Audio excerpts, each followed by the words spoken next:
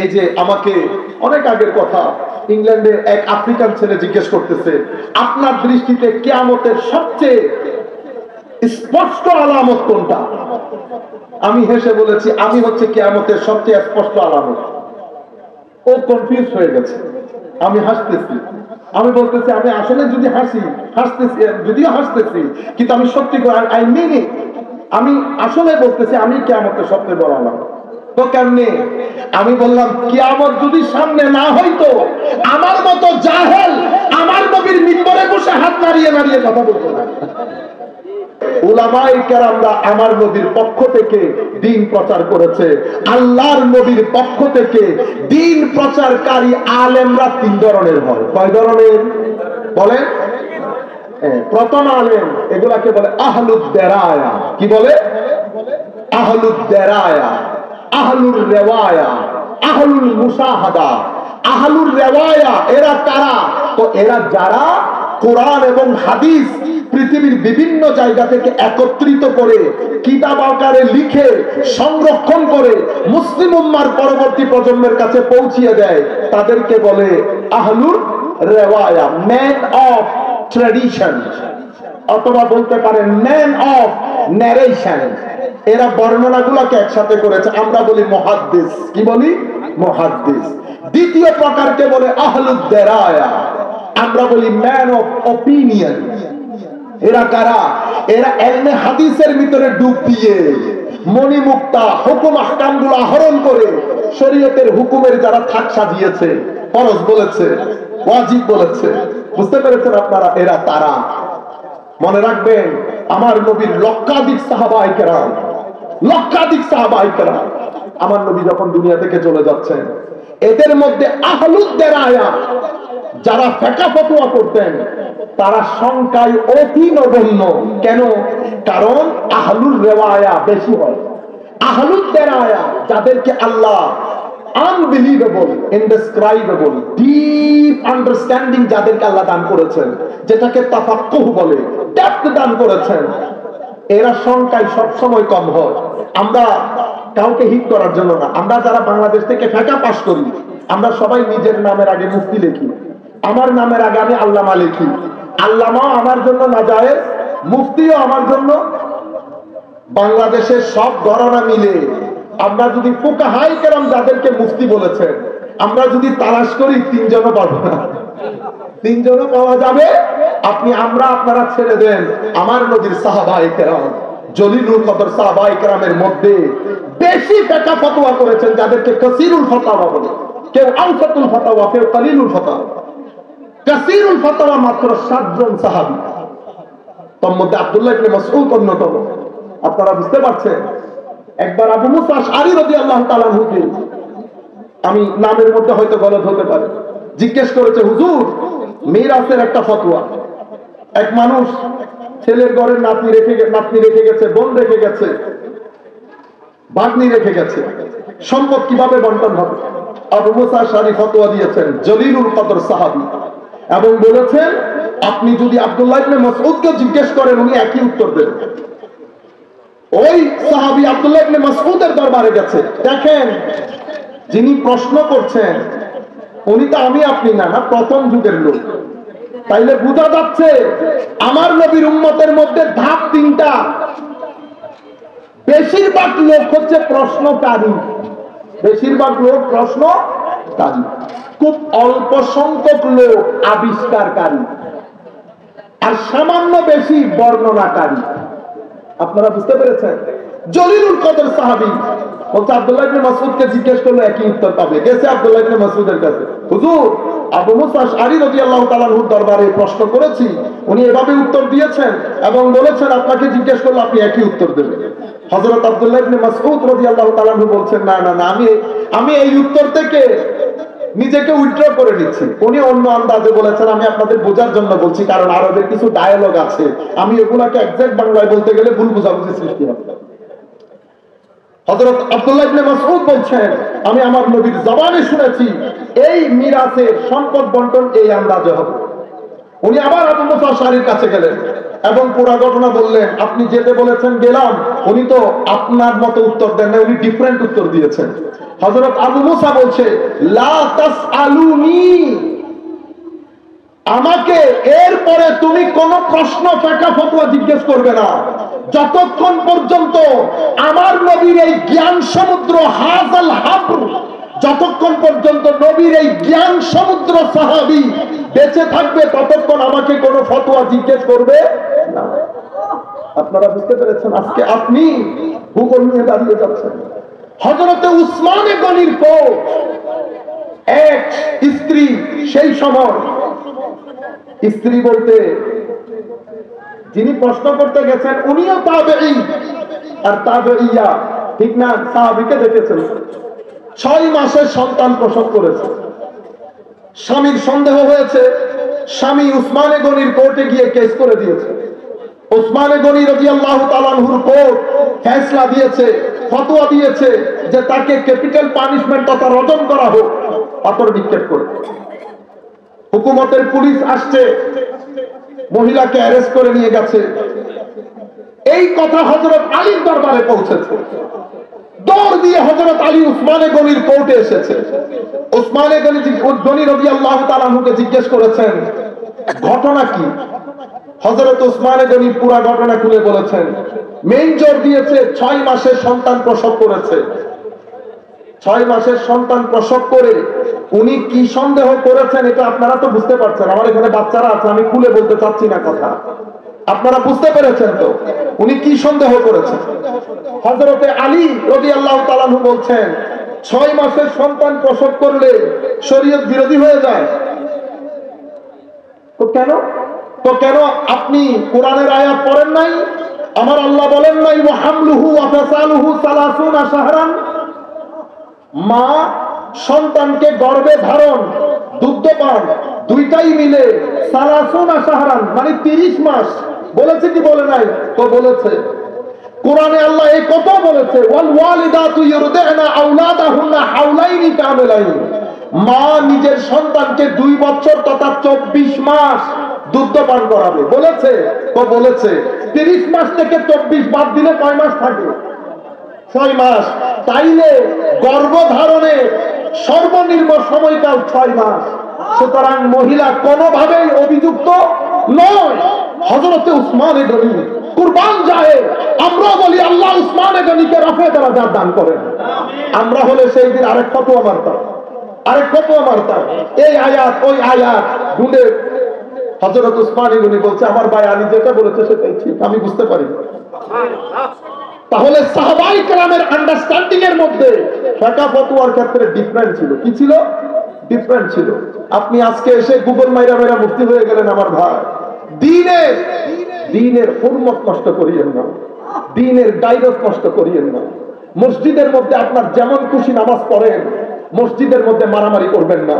আপনারা পুরা জুমার দিন আপনি নামাজ পড়েন না, যেই চুপচাপ সবাই বসে থাকে, খতিব খুতবা শুরু করে, আপনারা 3 জন 3 কোণায় দাঁড়িয়ে নামাজ শুরু করেন মানুষকে দেখানোর জন্য যে এই ধরনেরও নামাজ পড়া যায়। আপনার উদ্দেশ্য জাতিকে বিভ্রান্ত করা, আপনার উদ্দেশ্য মসজিদের মধ্যে ফিতনা ফাসাদ সৃষ্টি করা। হয় আপনার কাছে টাকা আসে অথবা আসে না, আপনি ব্রেইন ওয়াশ হয়েছেন। আমার ভাই, এই কাজ আর করিয়েন না। উম্মতে মুসলিমা 1300 বছরের ইতিহাসে বুজুর্গানে দ্বীন চলে গেছে।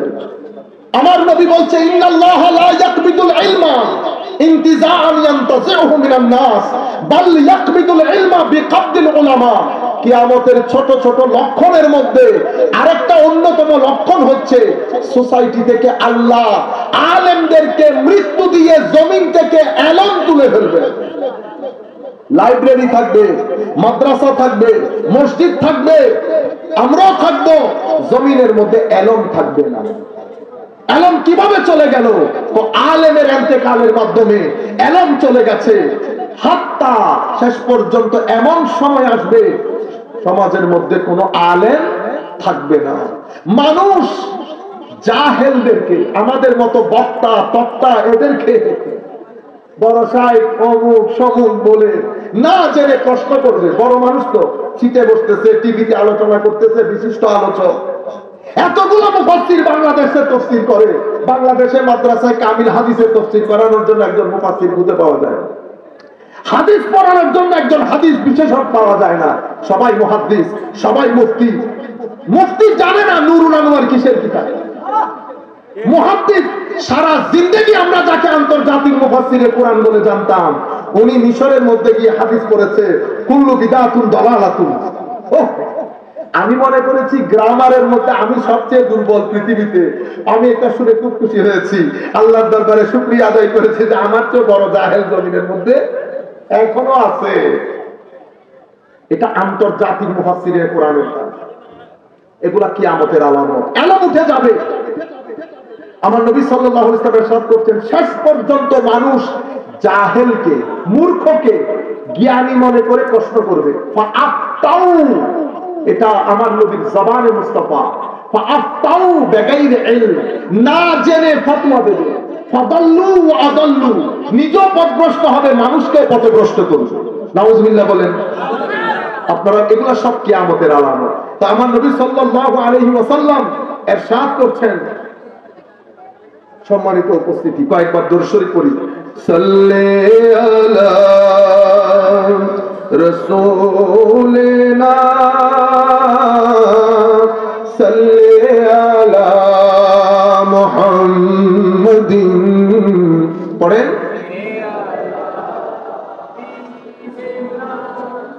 সাল্লি আলা মুহাম্মাদিন। ज़मीन ओ ज़मा तुम्हारे लिए, मकीन ओ मकान तुम्हारे लिए, चुनियो चुना तुम्हारे लिए, बने दो जहां तुम्हारे लिए। सल्ले अला रसूलना सल्ले अला मुहम्मदिन सल्ले अला हबीबना सल्ले। সম্মানিত উপস্থিতি, আমার নবী সাল্লাল্লাহু আলাইহি ওয়াসাল্লাম এবার যে হাদিস আমার নবী বলে যাচ্ছেন, এগুলা কিয়ামতের ছোট ছোট আলামত। আমরা প্রত্যেকে বুকে হাত দেই, নিজের দিকে তাকাই, কোন আমার নবী আমার কথা বলছেন কি? আন আলী রাদিয়াল্লাহু তাআলা আনহু قال سمعت رسول الله صلى الله عليه وسلم يقول, হযরত আলী রাদিয়াল্লাহু তাআলা আনহু বলছেন, আমি আমার নবীর নূরানী জবানে বলতে শুনেছি, আমার নবী ইরশাদ করেছেন, সায়াখরুজু ফি আখিরিজ জামান কওমুন, সায়াখরুজু অনতি বিলম্বে, শেষ জামানায়, আখিরি জামানায় কিছু মানুষ, আহদাসুল আসনাদ, সুফাহাউল আখলাক, বয়স কম, ব্রেইন ওয়াশ, যা বুঝিয়ে দিয়েছে, বয়সে কম, ব্রেইন ওয়াশ বের হবে। ইয়াকুলুনা মিন খাইরি কাউলিল বারিয়া, হাদিস বাদে কোনো কথা বলবে না। আপনারা পুরা সমাজের সাথে মিলান। ইয়াকরাউনাল কুরআন লা ইউজাবিজু ঈমানুহুম হানাজিরাহুম, কোরআনের তিলাওয়াত বেশি বেশি করবে। আরেক riwayতের মধ্যে আমার নবী সাল্লাল্লাহু আলাইহি ওয়াসাল্লাম ইরশাদ করছেন, এমন ভাবে কোরআনের তিলাওয়াত করবে, ঠোঁট ভিজা থাকবে, নামাজের ক্ষেত্রে অনেক মুতাশাদ্দিদ হবে। আমার নবী সাহাবায়ে কেরামকে বলছেন, তোমাদের নামাজের চেয়ে বেশি ভারী হবে, তোমাদের রোজার চেয়ে বেশি ভারী হবে। কোরআনকে এভাবে তিলাওয়াত করবে, মনে হয় যেন কোরআন তাদেরই সম্পদ। পুরা সমাজের সাথে মিলিয়ে দেখবেন আপনারা, অথচ কোরআন তাদের বিরুদ্ধে সাক্ষী দেবে। কেন? লা ইউজাবিজু ঈমানুহুম হানাজিরাহুম, ঈমান তাদের কণ্ঠনালী ভেদ করে ভিতরে প্রবেশ করবে না। মানি কি? মানি ঈমান মাথায় আর মুখে, ঈমানের জায়গা কিন্তু কলব। কলবের ভিতরে যেখানে ঈমান বসবাস করে সেখানে ঈমান থাকবে না। আপনারা বুঝতে পেরেছেন? এরপরে আমার নবী ইরশাদ করছেন, ওয়াহুম ইয়ামরুকুনা মিনাদ দীনি কামা ইয়ামরুকুস সাহমু মিনার রামিয়া।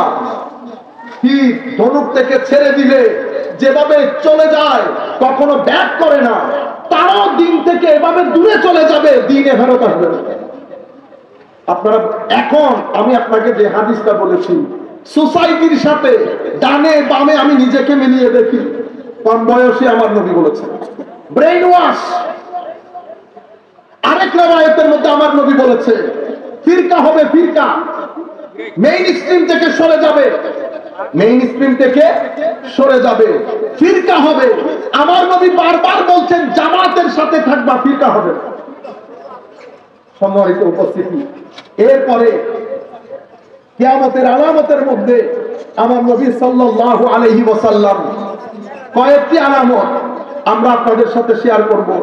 আমি অনুরোধ করব আপনারা এই বিষয়ে, এই হাদিসগুলা প্রত্যেকেই দিল ও জান দিয়ে মাথা থেকে একেবারে পা পর্যন্ত কান লাগিয়ে আপনারা দয়া করে শুনবেন।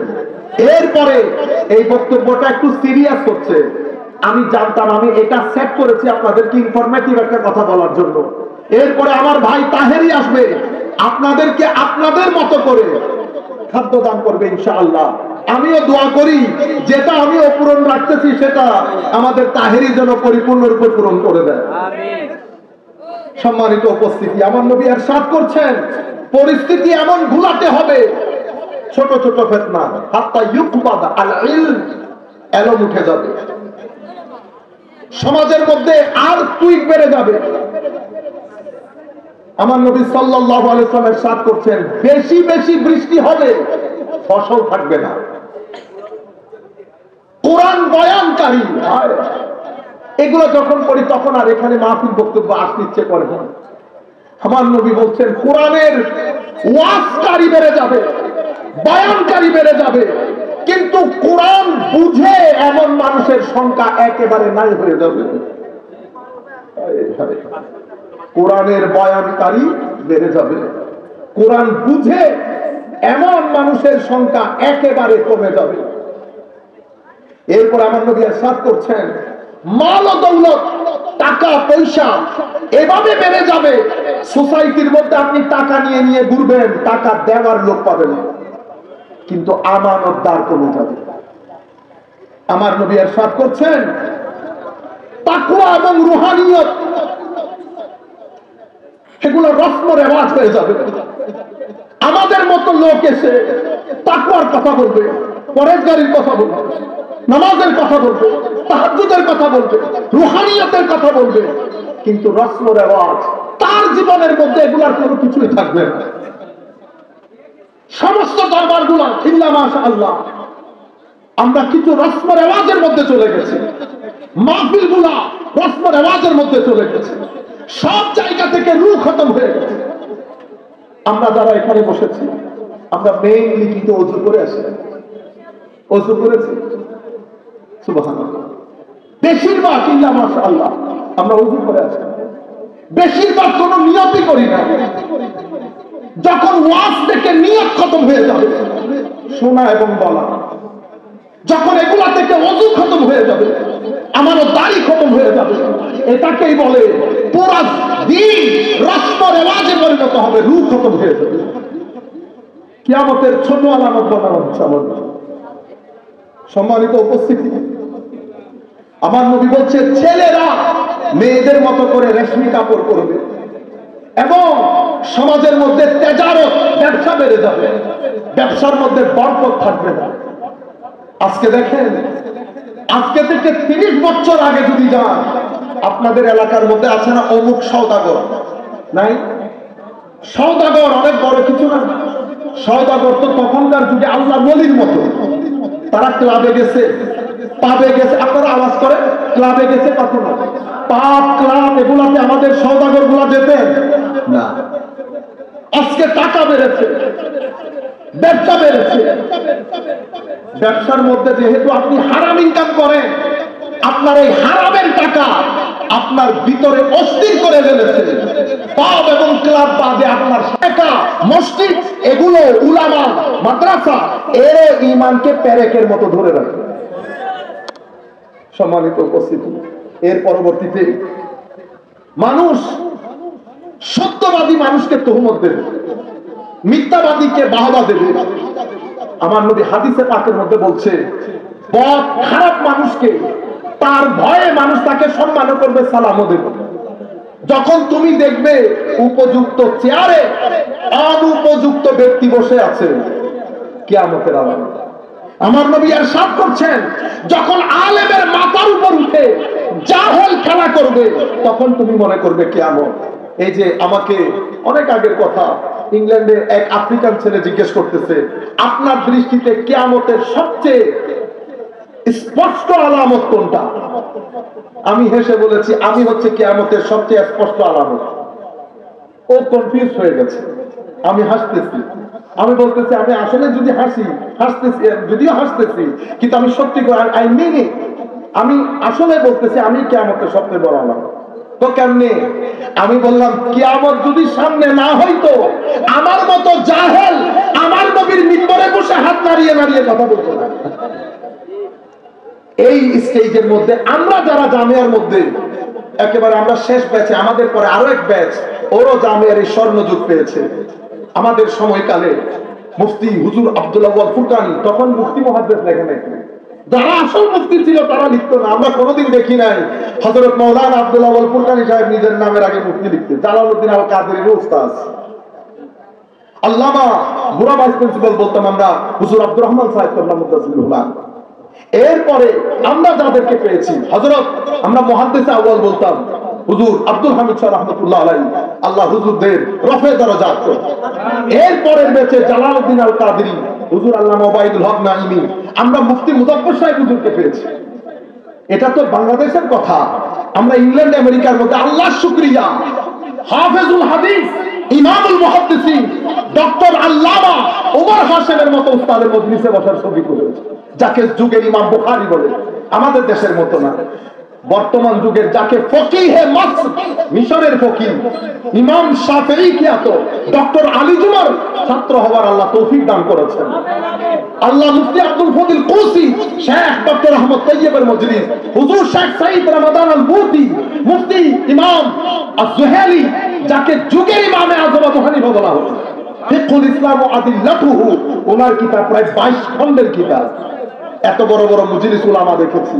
যখন আমরা দেখি এই সমস্ত আলেমদেরকে, আমাদের মতো মানুষ যখন হাত নেড়ে নেড়ে কথা বলে, তাইলে বোঝা যাবে কিয়ামত সন্নিহিত। আমার হাতে সময় আছে মাত্র 10 মিনিট।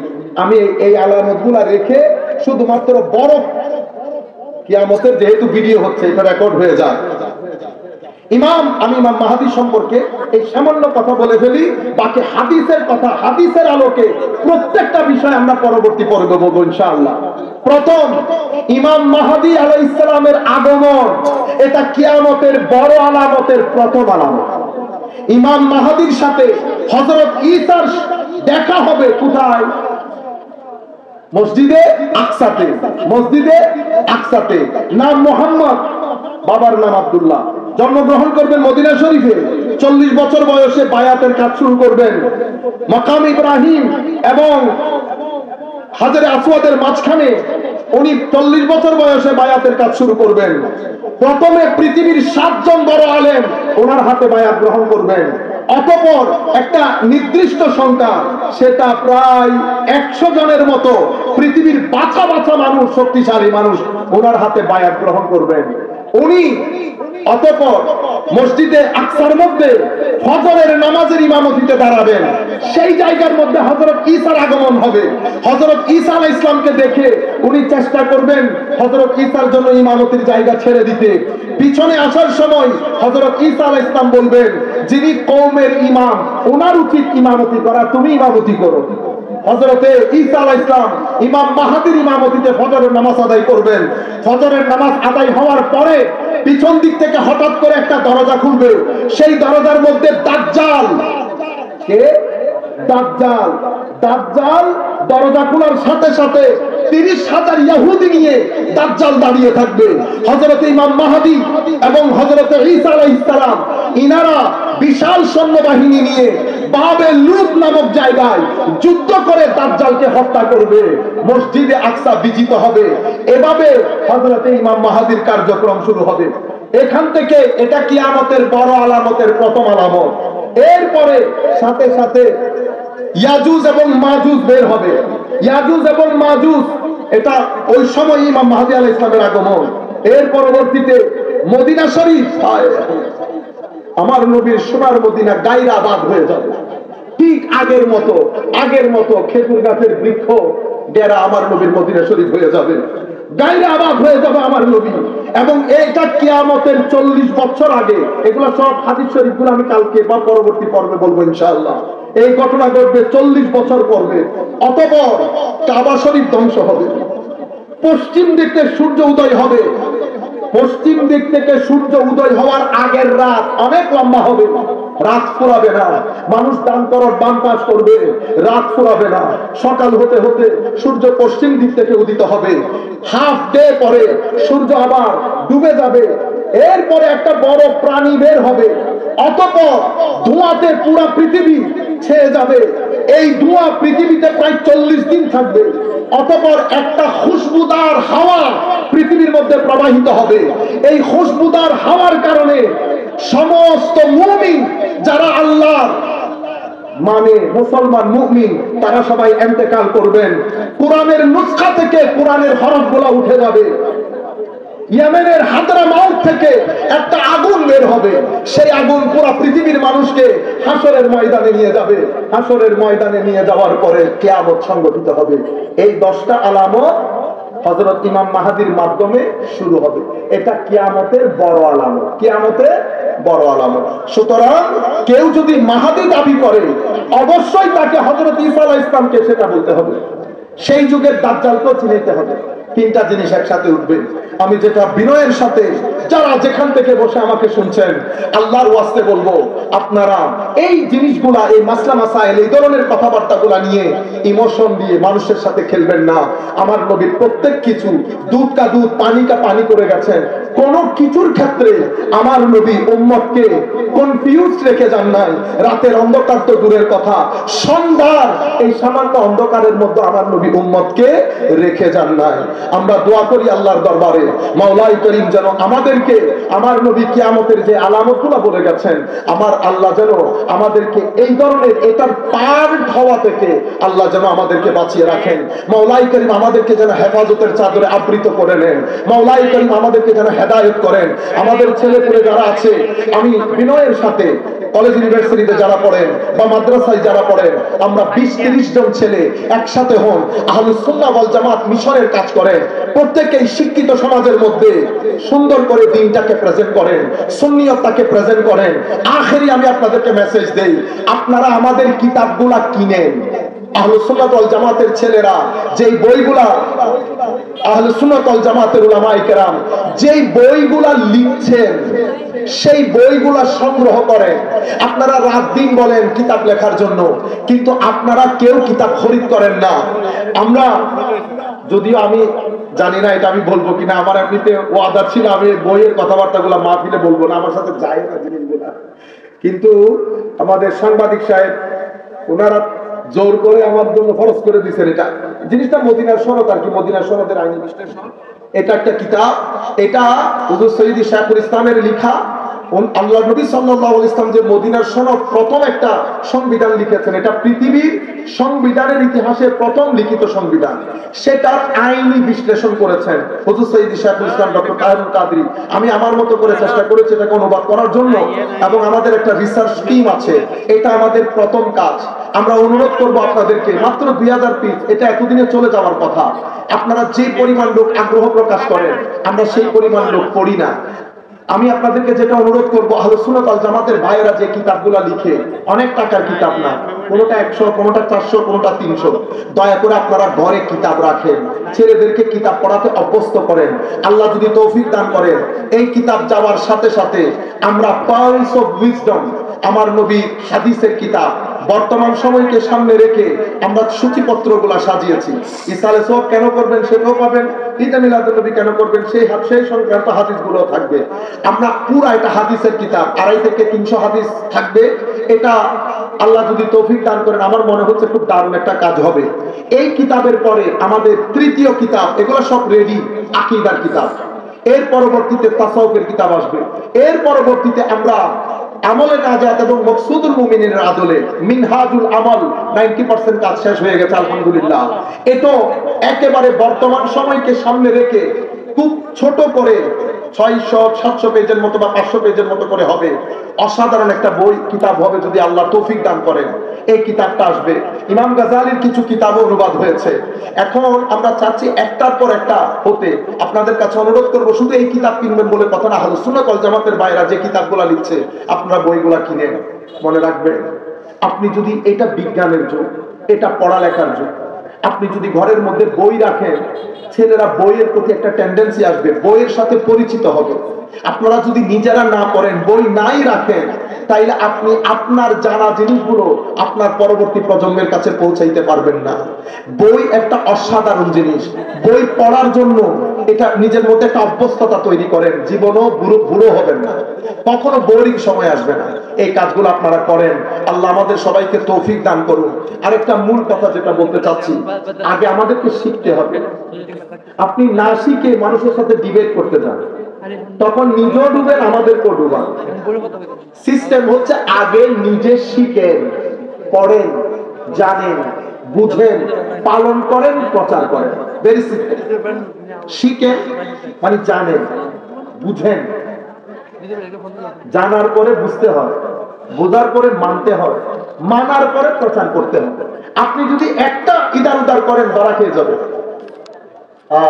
মিশনের কাজ আমরা যারা করব, আমার ভাইয়েরা, বর্তমান সময়ে সবচেয়ে উত্তম কাজ আমার নবীর দ্বীনের কাজ করা। এমন বরকত পাবেন যদি ইখলাসের সাথে করেন, নিয়ত নিয়ে করেন। রিজিকেরও কোনো সমস্যা হবে না, দুনিয়ার জীবনে সম্মানও পাবেন, টাকা পয়সাও পাবেন, আখিরাত সুন্দর হবে যদি আমার নবী খুশি হয়। এটা উম্মতে মুসলিমার পরম তীর্য। প্রত্যেকে যার যার অবস্থান থেকে মনে রাখবেন, আমার আল্লাহ বুড়া হয়ে যায় না। আমার আল্লাহ সেদিন যেমন ছিল আজকেও তেমন। সেদিনও সহযোগিতা করেছে, আজকেও সহযোগিতা করে আমার আল্লাহ। প্রত্যেক রাতে আমাদেরকে এসে জিজ্ঞেস করে আমরা কেমন আছি, কোনো কিছু দরকার আছে কি। সুতরাং কোন প্রয়োজন আল্লাহর দরবারে চান, দ্বীনের খেদমত করেন, পবিত্র কোরআন তিলাওয়াত করেন, নামাজমুখী হন, ঘরের মধ্যে শান্তি পাবেন। ঘরের মহিলাদেরকে দ্বীনের কথা বুঝান, ছেলেদেরকে নামাজমুখী করার জন্য বারবার বলেন ছেলেরা যেন নামাজ পড়ে। যেভাবে আপনারা অন্যান্য কাজের জন্য ছেলেদেরকে তাসাদ্দুদ করেন, একই নামাজের জন্য করেন, কোরআনের তিলাওয়াতের জন্য করেন। আল্লাহ রাব্বুল আলামিন আমাদের সকলের হামি ও নাসির হোক। মাওলাই করিম আমাদের সবাইকে কবুল করুক। আসেন আমরা কয়েকবার দরুদ শরীফ পড়ি। সালাতুন ইয়া রাসূলুল্লাহ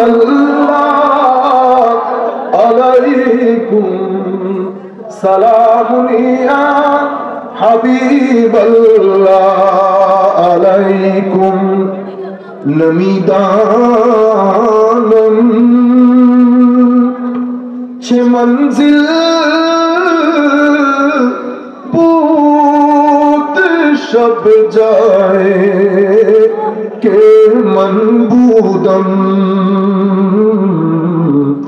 বহর সো রক্স বিসমিল বুত সব যায় কে মনবুদম, সালাতুন ইয়া রাসূলুল্লাহ আলাইকুম, সালামুন ইয়া হাবিবাল্লাহ আলাইকুম, পরি পের করনে গোরে স্বরূপ দে লালা রুখসারে সরাপা আফতে দিল বুত সব যায় কে মনবুদম।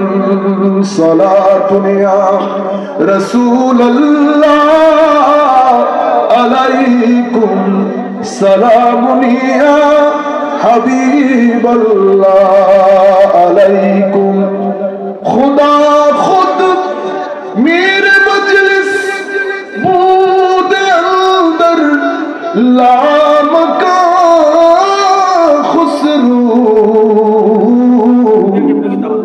खुदा खुद मेरे मजलिस बूद अंदर लामका खुसरू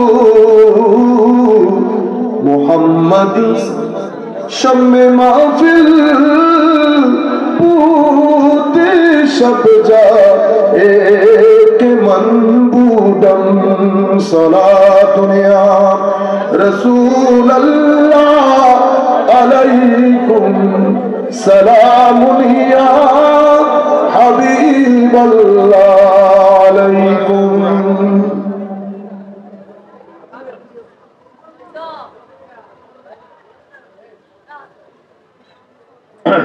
সম্মানিত উপস্থিতি, একটা প্রশ্ন করা হয়েছে, প্রশ্নগুলো আসলে অনেকবার উত্তর দেওয়া হয়েছে, তবুও যেহেতু প্রশ্নটা করেছে আমরা একবার বলে ফেলি। প্রশ্ন করা হয়েছে হযরতে আমির মুআবিয়া রাদিয়াল্লাহু তাআলা আনহু সম্পর্কে আমাদের আকীদা কি হওয়া উচিত।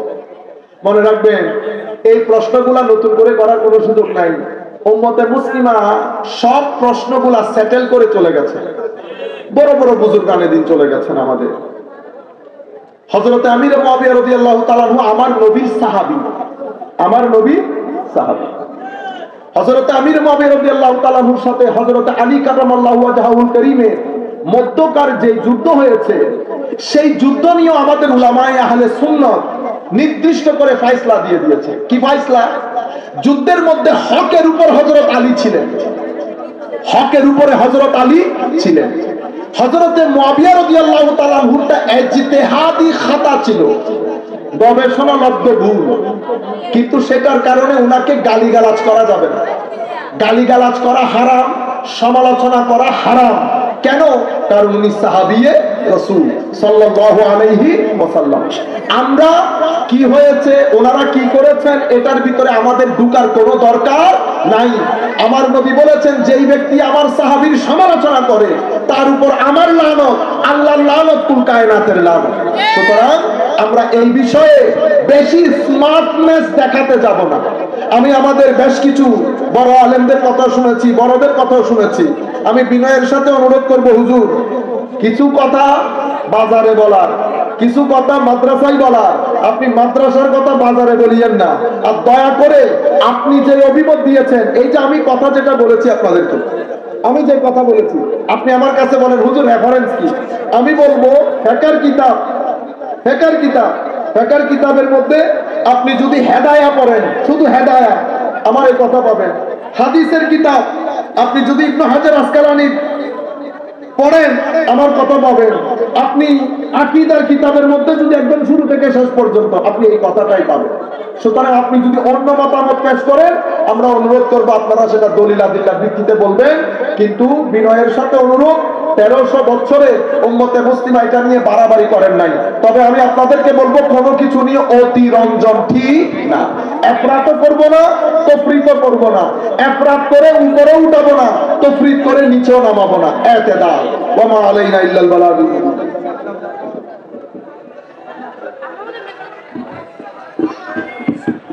নারে তাকবীর।